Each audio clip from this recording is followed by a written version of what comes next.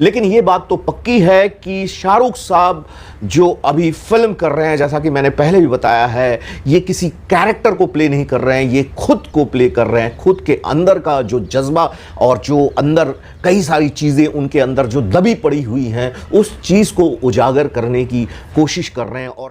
और ये सारे संभावित कारण हैं। और इस तरह के मुद्दों में हालांकि लोग चुप्पी साधे हुए हैं, लेकिन कुछ राजनीतिक लोग इसके बारे में कह रहे हैं। शाहरुख खान के जवान फिल्म ने राजनीतिक गलियारों में हलचल पैदा कर दिया है। हालांकि कुछ नेता तो समर्थन में है, तो उधर कुछ लोगों को ये बात पच नहीं रही है। बात इतनी है कि कई फिल्म मेकर मुद्दों को क्रिएटिव तरीके से परोसने में घबराते थे, वही शाहरुख खान ने बिल्कुल वही मुद्दों को अपने अंदाज में जवान के जरिए बताया। 5 साल के अंतराल ने शाहरुख खान को बदल सा दिया है। लगता है वो कोई दूसरा कैरेक्टर नहीं करते हैं, बल्कि वो तो अपनी बात दुनिया के सामने रखना चाहते हैं, जो उनके दिल के अंदर कहीं बैठकर ज्वालामुखी की तरह फूटना चाहता है, निकलना चाहता है, और जिसको कई फिल्म मेकर्स पब्लिक को कहना तो चाहते हैं, पर सिस्टम के मापदंडों में अटक से गए हैं। और एक बात और कह दूं कि आप जितने मुक्त वातावरण में जीते हैं ना, वो आपकी किस्मत है। लेकिन एक सेलिब्रिटी या पॉपुलर आदमी को भले ही लोगों का प्यार मिलता हो, पर वो अधिकतर अकेलेपन की जिंदगी जीता है, क्योंकि उसकी सोच अधिकतर लोगों को समझ में नहीं आती है और ना वो खुलकर कुछ कह सकते हैं। कई मायनों में हम आप ज्यादा भाग्यशाली हैं। लेकिन शाहरुख ने इसी प्रथा को जवान के माध्यम से तोड़ दिया। इसीलिए उनको किंग या हिंदी में राजा कहा जाता है।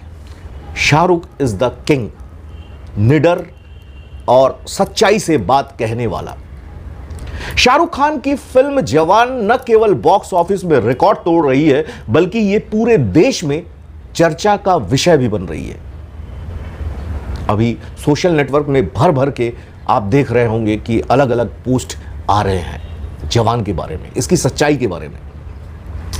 रिलीज होने के केवल 4 दिनों में फिल्म न केवल बॉक्स ऑफिस पर अपने प्रदर्शन के लिए, बल्कि अपने साहसिक राजनीतिक रुख के लिए भी चर्चा का विषय बन गई है, जिसने देश की सामूहिक चेतना पर अपनी छाप छोड़ दी है। रिलीज होने के बाद से सोशल मीडिया पर फिल्म को कुछ वास्तविक जीवन की घटनाओं से जोड़ने वाली अटकलों और सबूतों का बाजार गर्म है। हालांकि न तो कलाकार कोई इस फिल्म के और न ही निर्देशक इटली कहानी में सच्ची घटनाओं की पुष्टि करने के लिए सामने आ रहे हैं। वो कुछ भी इसके बारे में पुष्टि नहीं कर रहे हैं। चलिए हम बात करते हैं जो घटना कहानी में बताया गया है और उसका संबंध किस सच्ची घटना से है। जो घटनाएं हमारे देश में हुई हैं, संभावित उसी तरह की घटना जवान में कहने की कोशिश की गई है। पहला लेते हैं 2017 में गोरखपुर अस्पताल त्रासदी। जवान में सबसे टचिंग घटनाओं में से एक डॉक्टर ईरम के चरित्र जो सानिया मल्होत्रा ने किया था कि उसके आसपास ही घूमती है, जो एक डॉक्टर है जो एक सरकारी अस्पताल में ऑक्सीजन पूर्ति के संकट को हल करने के लिए संघर्ष कर रही है और फाइनली जिसके कारण 63 बच्चों की दुखद मौत हो गई है। यह फिल्म में बताया गया। एक्चुअली लोग इसे 2017 के गोरखपुर अस्पताल त्रासदी में डॉक्टर काफिल खान के साथ जो घटनाएं घटी थी, कर्तव्यहीनता की और उनके गिरफ्तारी की तुलना कर रही है।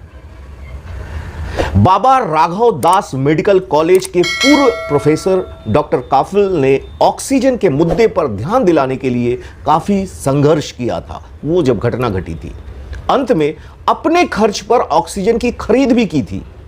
हालांकि फाइनली उन्हें जेल हो गई और सरकार ने बच्चों की मौत का कारण ऑक्सीजन की कमी से इनकार कर दिया था। इस घटना से एक्चुअली जोड़ा जा रहा है और डॉक्टर काफिल खान जिन्होंने 2021 में इस घटना के बारे में एक किताब भी लिखी थी, और डॉक्टर काफिल खान ने इस मुद्दे को उठाने के लिए दोबारा शाहरुख खान और डायरेक्टर एटली को धन्यवाद दिया और वो बड़े खुश थे। दूसरा जो घटना, संभावित घटना जो जवान में बताया गया है, वो किसानों के आत्महत्याओं के बारे में है। फिल्म स्पष्ट रूप से किसान आत्महत्या के मुद्दे को उजागर करती है, जो कृषि विधेयक के खत्म होने के बावजूद भी जारी है। शाहरुख खान साहब का किरदार एक मसीहा के रूप में उभरता है जवान में, जो कर्ज चुकाने के बोझ से दबे किसानों की मदद के लिए अमीरों से पैसा लेकर किसानों को देता है। हर साल 12,000 से ज्यादा किसान, खासकर महाराष्ट्र और कर्नाटक जैसे राज्य में, कर्ज के कारण अपनी जान दे देते हैं, लेकिन मीडिया में उसका बहुत ज्यादा बढ़ चढ़कर प्रचार नहीं होता है, और ये हम सबको पता है कि ऐसा होता है। अगला एक जो केस है, घटना है, इसको भी संभावित तौर से जोड़ा जा रहा है। जवान फिल्म के जो मुख्य विलेन है काली गायकवाड़, जिसका जो विजय सेतुपति ने जो कैरेक्टर निभाया था, गायकवाड़ को चौथे सबसे बड़े हथियार निर्माता का प्रतिनिधित्व करते हुए दिखाया गया है, और उन पर सेना को डैमेज्ड गन सप्लाई करने का आरोप है। लोग कैली के इस चरित्र को या इस कैरेक्टर को विजय माल्या के बीच एक समानता खोज रहे हैं, जिन्हें लोग भारत में बैड बॉय बिलियनर्स के नाम से जानते हैं। सोशल मीडिया में लोगों ने यह भी संकेत दिया कि रक्षा घोटाले केस जो 2015 में था, उसमें दिल्ली उच्च न्यायालय की जो दोषपूर्ण जो डैमेज राइफल है, उसकी जांच का मुद्दा भी हो सकता है। यह संभावित है, जिसकी वजह से सैनिकों की मौत हुई थी, तो यह मुद्दा हो सकता है शायद। अगला है भोपाल गैस त्रासदी का भी कुछ सीन्स, उस तरह के सीन्स बताए गए हैं जो भारत की सबसे खराब इंडस्ट्रियल जो डिजास्टर है उनमें से एक है। 1984 में यूनियन कार्बाइड जो कारखाना है भोपाल में, उसके बारे में भी इस फिल्म के जरिए कुछ कहने की कोशिश की गई है, उस तरह की चीजों को लेकर। इंडस्ट्रियल फिल्म न केवल इस तरह की घटना को बताती है, बल्कि इसमें चल रही जो चिकित्सा है और उसमें जो कानूनी तौर से जैसा चल रहा है और नैतिक चीजों को भी ये फिल्म जोर दे रही है, जो कि ऊपर तक एक स्पष्ट संदेश भेजता है।